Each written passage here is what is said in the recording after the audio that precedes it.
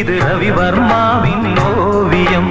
பாசம் என்னும் ஆலயம் உனை பாட வேண்டும் ஆயிரம். தென்பாண்டி தமிழே என் சிங்கார குயிலே, தென்பாண்டி தமிழே என் சிங்கார குயிலே.